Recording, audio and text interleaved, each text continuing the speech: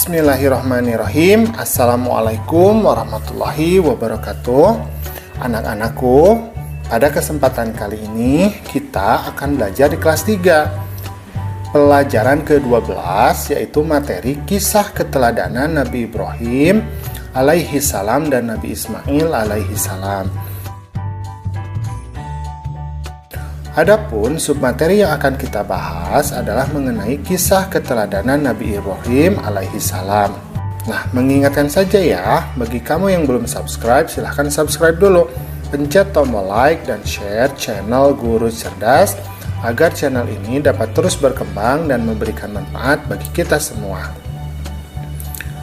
Oke, kita lanjutkan ke pembelajarannya ya.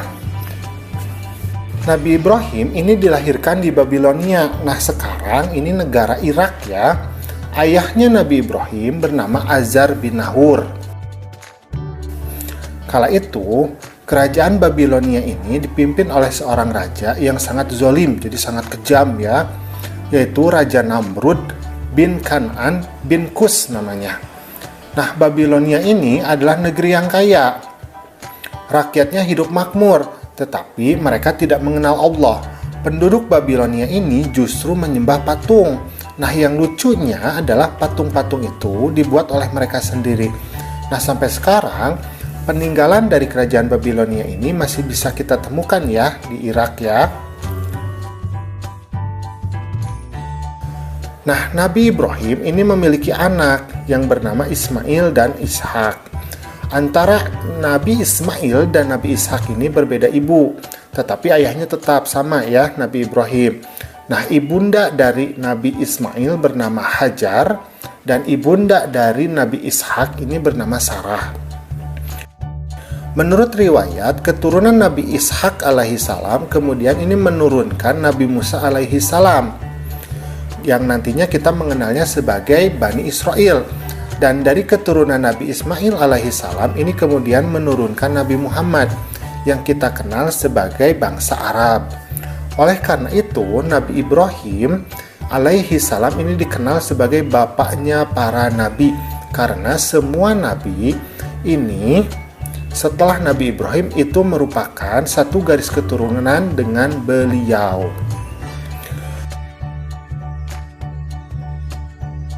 Nah, Nabi Ibrahim kecil ini hidup di lingkungan yang penuh kemusyrikan dan kekufuran. Beliau dibesarkan oleh seorang ayah yang tidak seiman dengannya. Ayah Nabi Ibrahim adalah seorang ahli dalam memahat patung. Patung-patung ini kemudian dijual kepada penduduk Babilonia. Dari patung-patung itulah yang kemudian dijadikan sesembahan. Nah, ayahnya Nabi Ibrahim ini seringkali menyuruh Nabi Ibrahim untuk menjual patung-patung itu.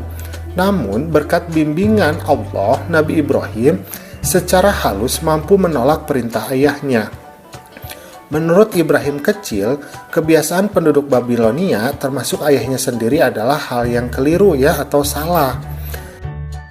Nah, satu-satunya cara untuk menyadarkan penduduk Babilonia kembali ke jalan yang benar adalah dengan menyadarkan atas kelemahan patung sebagai sesembahan.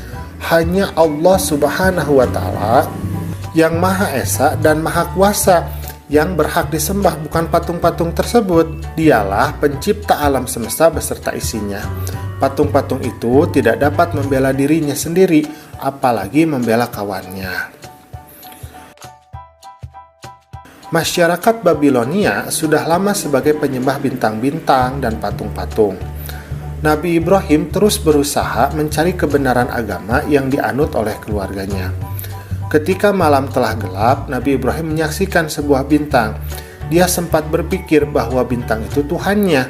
Tetapi tatkala bintang itu tenggelam, dia berkata, "Saya tidak suka kepada yang tenggelam." Kemudian tatkala dia melihat bulan terbit, dia berkata, "Inilah Tuhanku." Setelah bulan itu terbenam, dia berkata, "Sesungguhnya jika Tuhanku tidak memberi petunjuk kepadaku, pastilah aku termasuk orang yang sesat." Kemudian tatkala ia melihat matahari terbit, dia berkata, "Inilah Tuhanku, ini yang lebih besar."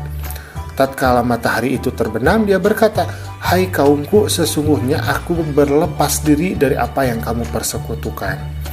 Sesungguhnya aku menghadapkan diriku kepada Rob, Tuhan yang menciptakan langit dan bumi, dengan cenderung kepada agama yang benar, dan aku bukanlah termasuk orang-orang yang mempersekutukan Allah. Inilah yang dianugerahkan Allah kepada Nabi Ibrahim dalam menolak agama yang dipercayai kaumnya serta menerima Tuhan yang sebenarnya.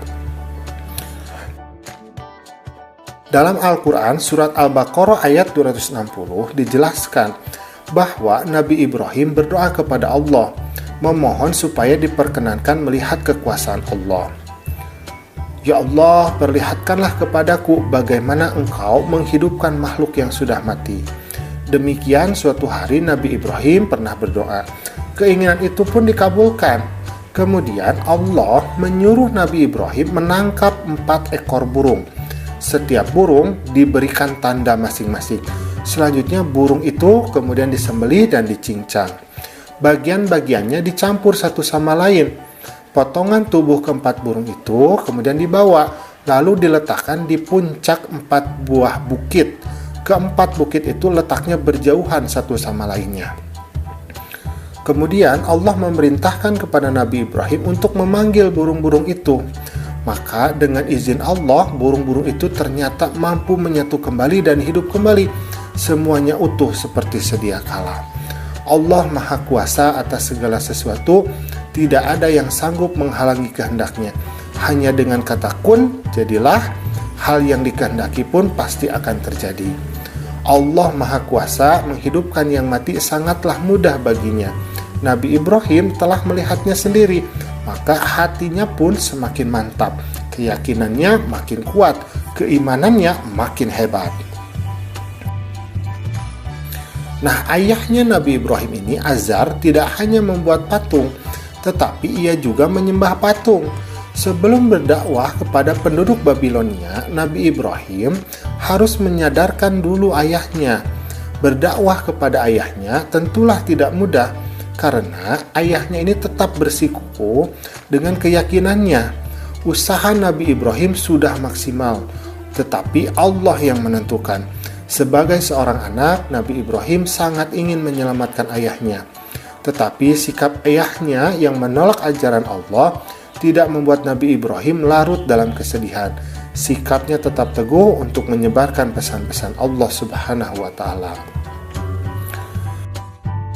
Nah, Raja Namrud ini memerintah dengan kejam. Semua orang harus taat, tidak boleh ada yang melawannya. Jika ada yang berani melawan, maka nyawalah taruhannya. Rakyat di Babilonia hidup bagaikan budak.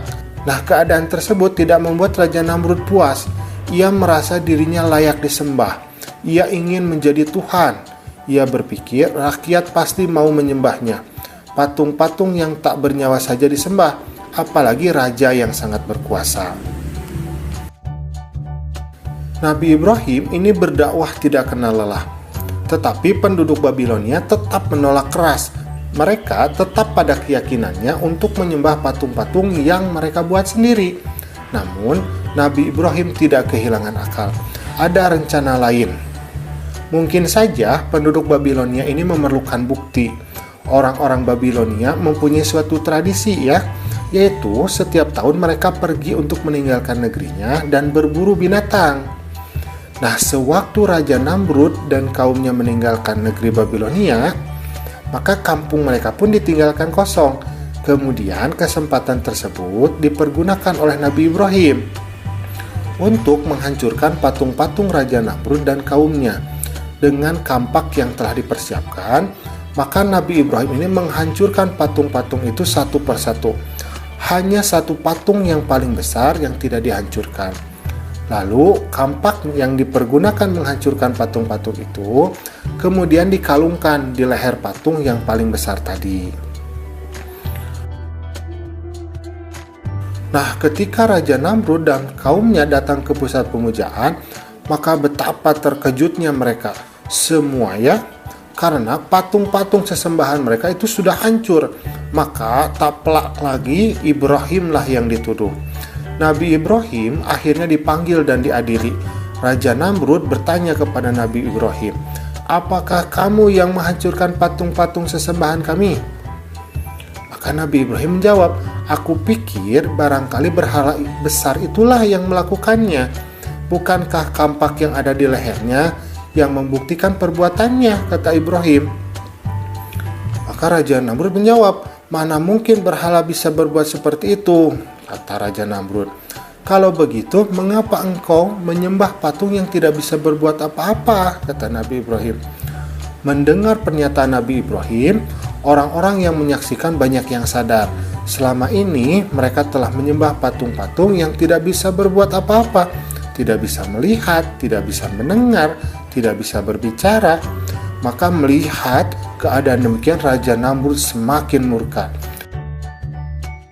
Raja Namrud akhirnya memutuskan bahwa Nabi Ibrahim ini harus dibunuh dengan cara dibakar hidup-hidup. Maka dikumpulkanlah kayu bakar, Nabi Ibrahim kemudian diikat dan dilemparkan dengan alat pelontar yang membara.